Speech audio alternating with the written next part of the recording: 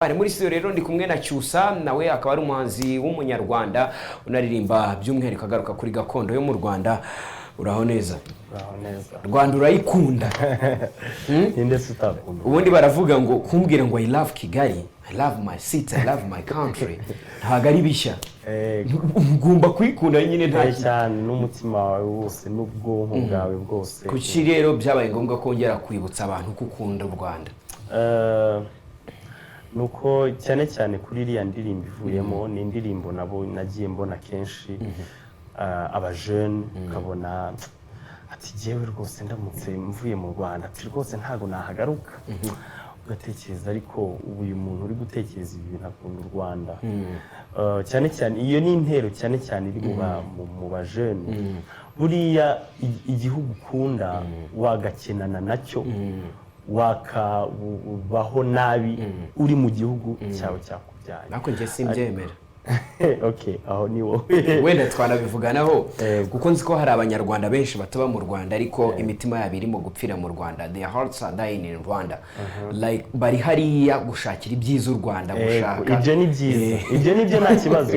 Ibyo n'ubundi hari no n'indirimbo mfite ya mbere yitwa ndi umunyarwanda mvuga nti nubwo uri mahanga ibyo ukora byose bitekereza kuri umunyarwanda ibyo kuba ntago mbabwira ngo mugume mu Rwanda kuko akanyoni katagurutse ntikamenya ubweze genda ujye mu hanze ukora ariko utekereza u Rwanda utagenda ugiye kurusebya ugiye uruvuma witwa impunzi genda uvuga kuri umunyarwanda uhabwe ishema kuri umunyarwanda nubwo ukoresha avuga ati uyu muntu nkoresha n'umunyarwanda. Uvuze ku bajene benshi batekereza kuva mu Rwanda bavuga n'ibintu byinshi bigutera imenyezo gutuma badakunda igihugu kuri bwawe ntibigutera gutekereza ibintu byinshi gureke kureba ku ruhande rwo kutakunda igihugu ahubwo urebe n'ikindi wabakorera nabo kugira ngo barusheho nyine kugikunda kurushaho no kumva ko bakwiye kukigumamo. Nibi nyine ndi gukora kuko nk'umuhanzi nta bundi bushobozi bundi mfite usibye guhanga iby'Imana yampaye. Ngomba rero gukora kubaha ubutumwa kubabwira muti mukunda igihugu cyanyu ubundi nabo niba bicaye bari aho imahanga batekereze kurwababyaye. Igihugu cy'u Rwanda ni igihugu cyiza usibye ibyo uririmba hariya mu ndirimbo hari n'ibindi byinshi bigenda bigaragara ariko uramutse ugiye nkwanze y'u Rwanda ugasabwa kugaragaza ubwiza bw'u Rwanda ni nk'ibihe bintu bitatu byibanze wavuga? Icyambere ngomba kuvuga nanaterwa ishema no kwitwa umunyarwanda n'ubuyobozi bwiza. Ubuyobozi bwiza bw'indakemwa iyo urebye nko muri Afurika sinatinya kuvuga ko u Rwanda turi ku isonga w'ibihugu biyobowe neza. Icya kabiri ni isuku rwose isuku ryacu ego hari abavuga ngo ekonomi yacu iri hasi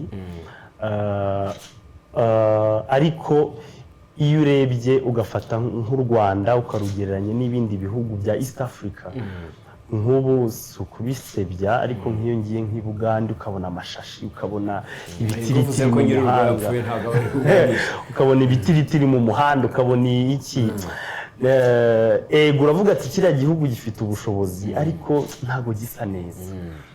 Isuku rero ni ikintu mvuga mu Rwanda. Icya gatatu ni uguteza imbere umugore mu Rwanda. Ubu muri iki gihe abagore bahawe mu gihe mu bindi bihugu iyo uburebye nk'Ibugande umugore yajya kugusuhuza ugapfukama umugore ntago ashobora kujya kukurega ngo wamukubise ntago bishoboka. Ntago bahabwa agaciro cyane ariko mu Rwanda iyo urebye byonyine no kumureba igitsure cyane byagukoraho bivuga ngo uburinganire uririmba umuco indirimbo zishingiye ku muco ariko ngo muri gakondo y'u Rwanda kera abagore barakubitwaga. ariko umugabo yari ukubita umugore yagombaga kureba igitsure. ibyo ntabwo mbyemera icyabagaho ni uko umugore yagiraga ibanga, umugore akagira ibanga ntiyasase ibibera mu rugo rwe, ariko nta hantu handitse yuko umugabo agomba gukubita umugore we, nta hantu byanditse, haba tuzanye n'amategeko yagengaga icyo gihe, nta hantu byanditse rwose. Gusa umugore yagombaga kuba umugore w'ibanga, n'iyo umugabo yatezuka ku nshingano ariko ntiyihe rubanda bya bindi byo yego, ariko nta hantu byanditse yuko umugore agomba gukubita umugore. Rero nkawe umugore uramufite? Oya, ingaragu. Umukunzi ariko uramufite? Umukunzi ndamufite. Ni icyo ukora kugira ngo ugaragaze ko uhaye agaciro cyangwa wubaha unishimiye agaciro u Rwanda rwahaye umugore? Icyo mukorera wenda ubu ntabwo nabigaragaza kuko ntabwo ndabisinyira ngo nabizamuriraga ngo njye no kumukwa, kuko buriya mu mutima urumva ntabwo wajya kumanika ikiganza. Icyambere buriya icyambere ni ukumuha agaciro, ukumuha agaciro, ukamukunda imbere y'abandi, ntumushihe, ukamuha ibyo agombwa. Ibyo agombwa ni urukundo no kumuba hafi. Ntekereza mu gihe reba muri kamera umubwire ko umukunda. mu gihe cy'urukundo rwanyu uba ugomba kumuha agaciro. Ndagira ntireba muri kamera umubwire ko umukunda. Ndagukunda nyakugira Imana. Yitwa ni ibanga. Aramenye se ko ari uvuze gute? Ni ibanga. Icyo gihe icyo tumenya gusa nuko umufite. Ndamufite kandi ndamukunda. Uzakamanika akaboko ryari se? Vuba ni ukuvuga ryari bitarenze 2 ndabura igihe gitoya ngo nkure, ubu ndacyari umwana. Uracyari umwana ugereranyije Nelson Mandela umukambwe witabye Imana. Ntabwo uzarenza ryari cyusa? Simbizi, Imana niyigena, ariko ndumva atari kera cyane, ntabwo bizatinda. Yes, ufite indirimbo nshya rero wakoze yitwa Mihigo, wakoreye His Excellence Perezida w'u Rwanda Paul Kagame. Umuntu yakwibaza ati ni umugabo umaze igihe akorera ibyiza u Rwanda n'abanyarwanda muri rusange, n'isi nayo hari byinshi agenda akomeza kubaho umusada n'abafasha n'abatarabibona, ngira ngo bakwiye gufunguka amaso bakaba babyigiraho, by'umwihariko mu bijyanye n'imiyoborere myiza. Kuki wahisemo kuyikora iyo ndirimbo uyu munsi? Iyo ndirimbo yitwa Migabo. Umugabo ariko ufite imihigo myinshi, harimo no mu bitero harimo imihigo, kuko ntabwo wavuga Paul Kagame utavuze imihigo, kuko byaba ari ibintu bibiri binyuranye. Iyi ndirimbo nayikoze bitewe n'ibyo nabonaga yatugejejeho mu gihe cy'imyaka 25 ishize, aho abanyarwanda ubu ngubu tubanye neza. Hari n'amafoto agaragaramo aho ubona imfungwa yafungiye jenoside ahoberanye n'uwugiciye. Ni ikintu gikomeye cyane mu banyarwanda kuba wafata izo mpande zombi ebyiri ukazihuza, uwishe n'uwiciwe ukabihuza. Iyo rero icyo gikorwa n'iyo myumvire kugira ngo tuyihindure mu bitekerezo ni ukubera Migabo. Rero uwo mugabo ntabwo nareka kumuhimba. Mu myaka 25 ishize yaratubohoye, aho twari turi mu icuraburindi bari kudutema, araza afatanyije. Buriya hari n'abambajije ati se ko uri kuririmba Migabo, ati aho yafashe u Rwanda wenyine, ariko buriya n'ikipe uzarebe ikipe y'umupira w'amaguru, iyo itsinze burya bashimira umutoza, n'iyo itsinzwe birukana umutoza. Niyo mpamvu ndirimba umutoza w'ikirenga. Rero ntago nareka kumushima. Kubera iki uyu munsi atari imbere cyangwa utabiretse ngo? Kubera ko ubu ari imyaka 25 kandi akaba ari imyaka myiza yo kuba washimira umuntu.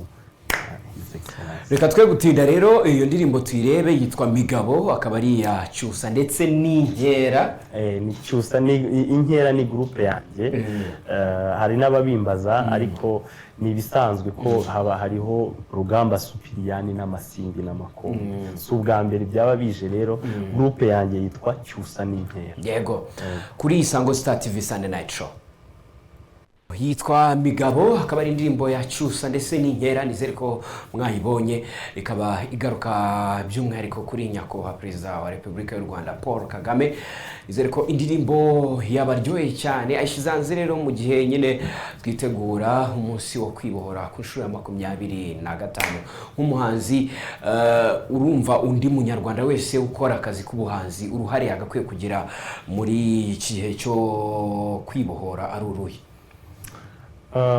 nk'umuhanzi ahubwo se ni gute wareka gushima iyo ubona aho igihugu kigeze ukareba Kigali y'ubu ukareba na Kigali ya mbere ya jenoside ni hehe wareka gushima ahantu hose ubu hari imihanda ahantu hose ubu hari ama etage mu byaro hose hageze umuriro w'amashanyarazi rwose network uri ahantu hose hatari ishuri cyane so urumva rero ntabwo wareka gushima ariko abantu bose ntabwo ariko bagira inspiration buri wese ushobora kuba yagejeje iki gihe nta inspiration anagira ariko no ku myaka 26 cyangwa 27 nakamushishikarije kuba yashimira kuko ugiriwe neza agomba gushimira yego tugiye kwibohora ku nshuro ya 25 tugiye kwizihiza uriya munsi wo kwibohora kuri wowe nk'umuhanzi byari byose uri muri uruganda umaze igihe kinini hari ibintu ushobora kureba ukavuga uti umuziki w'u Rwanda ukwiye kwibohora ibi bintu yego hari ibyo ubona tukibangamiweho cyangwa tukibokeho mu muziki uvuga uti tukwiye kubyibohora tugendeye ku muziki w'iki gihe se cyangwa umuziki ni umuziki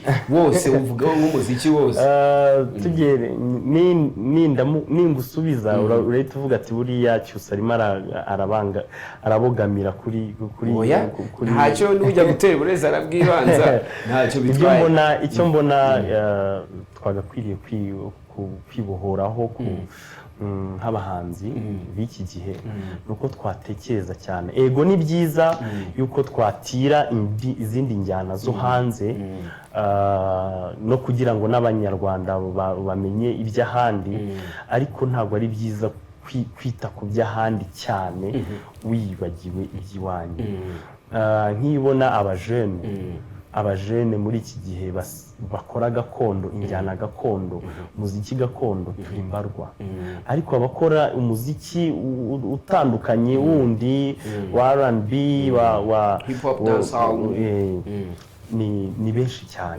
kandi ikindi kijyanye n'icyo muri iki gihe abahimba ego nabyo biba bikenewe kuba twahimba indirimbo yuko twabyinnye yuko twagiceje yuko twishimye ariko muri iki gihe kugira ngo ubone abahanzi barenze b'abajene buri impamvu ndi kwibanza ku bajene bakiri batoya barenze 5 bahimba indirimbo zifite message ziha abantu haba message zibigisha mu buzima busanzwe haba message atari ukuvuga ngo twabyinnye uri mwiza indirimbo cyane zagiye ku rukundo n'urukundo rero ni rwiza ariko twe kwibanda cyane ku gace gato kagize umuntu mu muntu harimo urukundo harimo ubumenyi harimo imibanire y'abantu hagati n'abandi harimo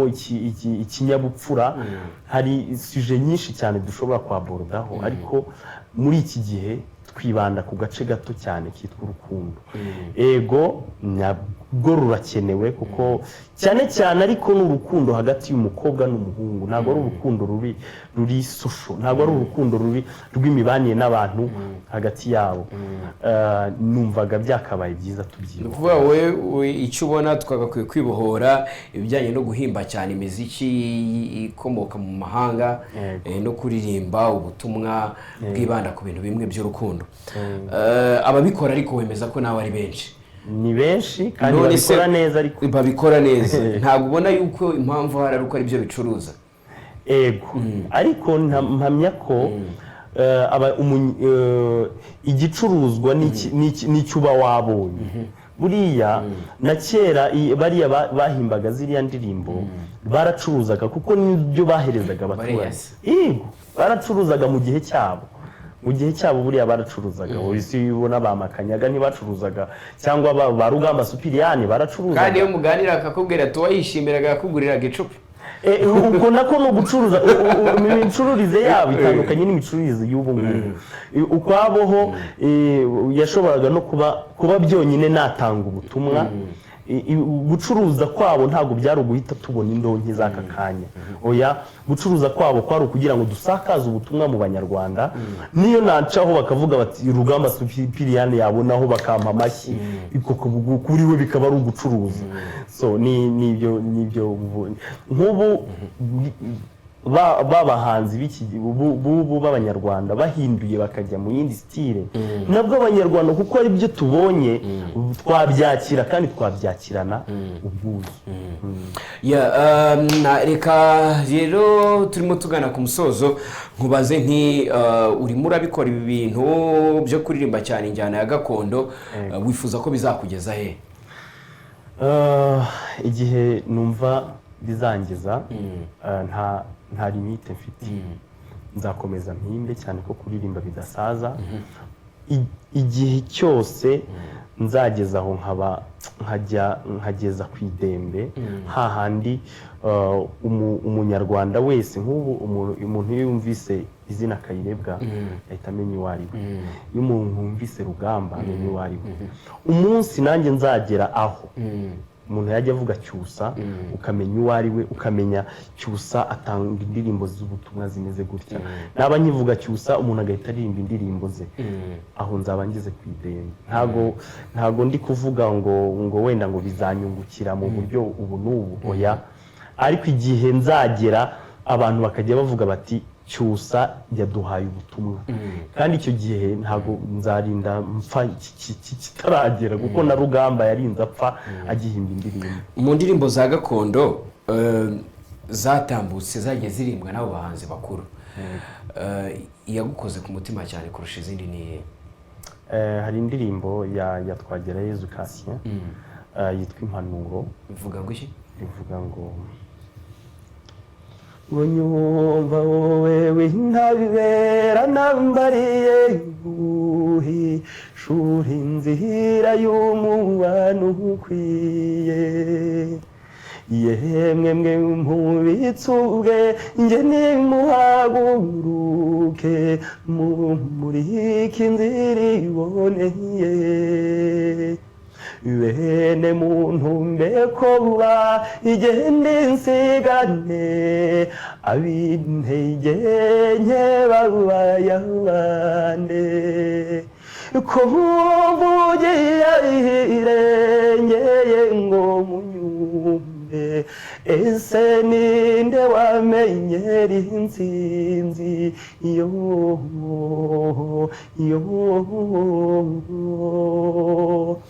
inzira nahinyuze muyambanye ndende ngera ubonye kako nabye impanuro ni ndende cyane kubera icyo uyikunda iyo ndirimbo nuko itanga message wumvise ibivugamo abakire n'abakene ko bagomba kuzuzanya, umukire akibuka wa mukene wo hasi, twese tukagenda ku mujyi umwe. Twe kumva ko twebwe kuko turi abakire tugomba kuba abanyamwigendaho, ahubwo tugomba kwibuka na ba bandi bari hasi. Ntimukabe ba nyamwigendaho. Jules Sentore afite igitaramo ku itariki 5 nawe aririmba gakondo, uzajye kumushyigikira. Yarabinsabye, Jules ni inshuti yanjye cyane, yarabinsabye ariko bitewe nuko mbafite akazi ndirimba kuri Grand Legacy buri wa gatanu, rero kandi igitaramo cye nawe yagishyize ku wa gatanu, birahurirana rero ntabwo. Ariko Jules Sentore ndamwubaha, ni umuririmbyi mwiza rwose, muzajyeyo mu taramire, ni rwose hazaba hari abahanzi benshi, Ingangare, Masamba, Gakondo, muri rusange bizaba ari byiza, bizaba ari ibintu biryoshye. Cyusa wakoze cyane rero, indirimbo yawe abanyarwanda bazakomeza kuyibona kuri Isango.